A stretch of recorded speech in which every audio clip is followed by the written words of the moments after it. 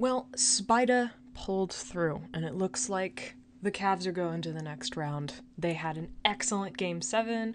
Donovan Mitchell is incredible at basketball. I'm sporting my Cleveland hat that definitely wasn't from the LeBron era. We're going to take a look at some workout videos from Donovan Mitchell himself and some of the things that he does to train to get so good at basketball. We're going to break it down, hopefully learn a couple things, but before we do that, I just want to say welcome to the channel. This is Balance Basketball Academy. My name is Jordan. I was a high school basketball player turned college basketball player turned trainer. And now today we're going to look at Donovan Mitchell's stuff. Please like, subscribe, comment, do all the things. I have to say the things, right? And let's get right into it.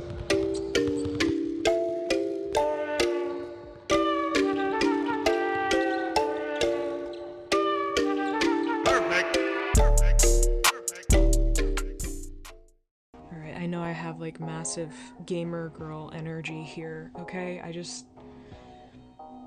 I need to wash my hair. It's fine. Ooh, okay. We'll back up a little bit, because we started with a bang. Okay, so what he's doing here is alternating 2 ball pounds. These look like normal basketballs, so they're not like a heavy ball or anything like that. It's really easy to dribble both balls in rhythm. You're not forcing each hand to work independently of the other, so your dominant hand can kind of just tell your other hand, which, no, that's not how it works. Your dominant side can basically just say, hey, other side, just dribble the ball at the same time. When you're doing alternating pounds, you're forcing that weak hand, in this case, Donovan Mitchell's left hand, to work independently, and that's alternating pounds are really great for that. When it comes to 2 ball drills, they can really help your weak hand. And he's putting it between the legs too, so he's got that extra little pizzazz on top of it. Also, I love those shoes. I need them very badly. I think that's the Donovan Mitchell one, so this is an old video. I think we're on 3 or 4 right now, maybe 5.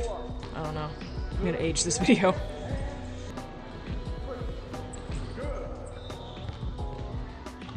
Goodness. Okay, that drill is brutal. Why? Because you're just running and running and running until you make 10 makes.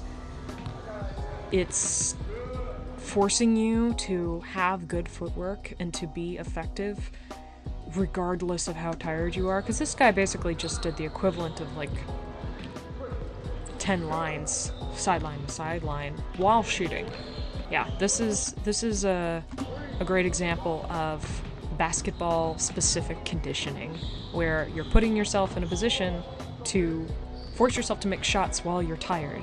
It's really easy to make shots when you're just in rhythm, you got all the energy you need, but if you're just running and running and running, like, this is the kind of stuff that's going to train you to be able to make fast break 3-point shots after you just had a really intense series back and forth where there wasn't a whistle or a timeout.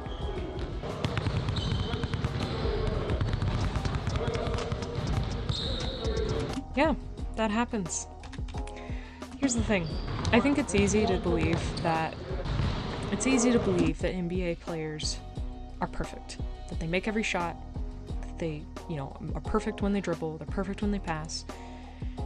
The key is, no matter what level you're at, push yourself until the point where you do mess up, and then get better.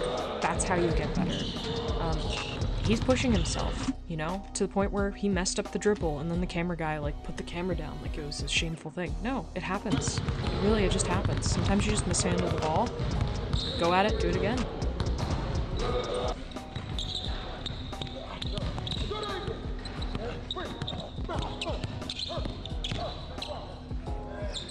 Yeah, nice. It's great intensity in that one right there, and then also getting a trainer to basically just say, I'm gonna foul you a bunch of times, I'm gonna hand check you a bunch of times, get used to it. That's important stuff. That's the kind of stuff that, if you have access to a trainer, have them basically play defense on you. That's important to learn how to tolerate people fouling you, because not every ref is gonna get everything, and a lot of times they'll just let stuff go. Get tough. Get low. Yeah, right there. Yeah. So we're back through the rip-through stuff that we saw with the LeBron video, and if you didn't catch that previously, it's the same thing. It's basically, if somebody's hand-checking you, rip through, either they're going to pull their hand back or they're going to foul you. Either way you win, because either you're creating space or you're creating a foul call on the on the opposing team. Yeah. And then a little jab at the end to kind of just be like, okay, I proved that I can rip through. I got you off of me. Now that I have my space, I'm gonna drive, trying to sell it with the jab. They have to respect that. The one thing I will say here is that this is Donovan Mitchell from several years ago. We're gonna go in slow motion. This jab is okay. The direction he's jabbing is sideways. He's looking towards the rim. But he's jabbing sideways. A defender doesn't care if you go sideways. They care if you're going to the basket. And so the biggest thing, we're going to see this later in the video, is jab at a player's foot or very close to a foot. I would recommend jab at this guy's left foot. And if he doesn't drop, like, most of the time a player is going to drop because instinctually when somebody jabs at them, they're like, oh, you're coming at me, I'm going to back off. That's just a human instinct. That's not even a basketball thing. But if you're jabbing sideways, where are you going? What are you doing? Like, especially with a jab that slight, if you're going to jab, give a little jab, give a jab in a direction that you would actually go. That would be a threat to the defense. If you go to the baseline, who cares? Most defenses want you to go to the baseline. Jab at the defense, and you're going to be way more effective. But again, this is early Donovan Mitchell, so again, he doesn't kind of make these similar mistakes anymore. But in this case, yeah, jab at the defense. Don't jab away from them. Jab towards them. So now when I go under, boom, he put his hand back. I'm gonna try to break your hand. So now, see how he moved his hand? That let me know I can shoot. And if his hand come up, I'm gonna make that. That's where I had Jimmy. That's why Jimmy was he's a beast. So a smart defender will be able to, on that rip through, recover and put their hand back. The smart defender will be able to say, okay, my hand's here, you rip through, pull back, and then come back to be prepared for to contest the shot. In this case, if they bring it back, just bring the ball right into your shooting pocket and shoot the ball. Because they're either going to have to bring the hand back or they're going to end up fouling you. And the chances are, like, he's going to be so close, he's not going to be able to react soon enough, and you're going to get a little bit of his hand. There we go. That was a better example. We're going to take a look at these back to back. So on this spin here, he's low. He looks like he's about to attack to the baseline once again. Where is he gonna go? That's not a threat to a defense. Again, most coaches are gonna say, push him baseline, don't let him go middle. Because the baseline is a trap.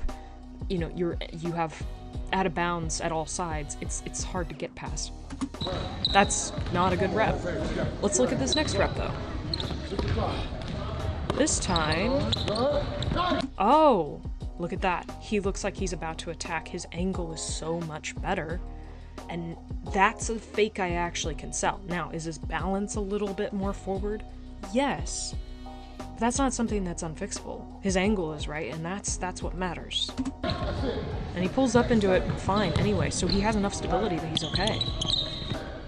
Yeah, okay, he's literally getting better throughout the session, which is what you should be seeing. Look at that jab right there. That is a great jab from Donovan Mitchell. Great jab. It's at the defender's foot.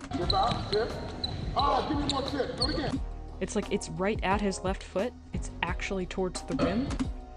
It's a threat. That's an actual threat to the defense. Still every time. Put that knee right between them. Yeah, the trainer had a great suggestion there. Put the knee in between his legs, essentially. And force him to back up. Right there. Basically just say back up or else you're going to get kneed in the, sensitive sections, right? Nobody wants to get hit there. And it's going to force the defender to back up unless they're just unable to process what the offensive player is doing. 90% of people are going to back up. One more. That's it. Okay, let me say something. Anytime we're taking a negative step, we gotta increase our arc. I'm fading out, I gotta have more arc. I'm taking a back step, I gotta have more arc. What about V? What about L? Yeah, as you fade back, your angle to the basket gets tougher because your line is fading backwards this way. It's gonna be harder for you to shoot the ball and have it go in. So in order to create the right angle, because now, your line, your center, has now been moved from straight up and down to backwards slightly, but enough, the arc needs to be higher in order for the ball to have a better chance of going in. Sounds like physics and all kinds of math mumbo jumbo, but it's just physically it makes the shot so much easier to make. You'll notice when people are shooting fadeaways or shooting step backs, the arc has to be higher, and because of that, it means you have to put not only more strength on the ball because you're fading backwards, but also because the arc needs to be higher to go in. That's what makes those shots so tough, is you have to put a perfect amount of arc on it and a perfect amount of strength. Very difficult stuff to do, but if you can master it, it's a deadly shot. Moving backwards is just an ace to any defense, because it's just like, what do you do with that if you're a defender? What do you do with that? Ah yes, we're back to the conditioning drill. This thing is killer, and I have done it a couple of times before. You can do it with a trainer. In this case, he has two guys, one rebounding and one passing, so you can do it as a 3-person drill. I've done that before as well. You can also do it by yourself, where you shoot the ball, you get your rebound, and then you roll it back out, catch, and shoot on the other side, and you just run back and forth. This drill is the equivalent of a 17, but with shots. It's just brutal. It's gonna put you in excellent basketball condition, and also it is going to put your legs in a position where you really have to recruit those muscles in order to keep yourself from having every single shot go short. This is the kind of stuff that you should be doing instead of, just running aimlessly on a treadmill. If you can do this instead of, running on a treadmill, way better for you, basketball-wise. Well, that's a look at Donovan Mitchell's training routines. A lot of interesting cardio stuff there, and a little bit of work on footwork that I think a lot of people can learn from. I had a great time. Make sure that you like, subscribe, comment. Thank you for being here. Thanks for watching, and have an excellent rest of your day.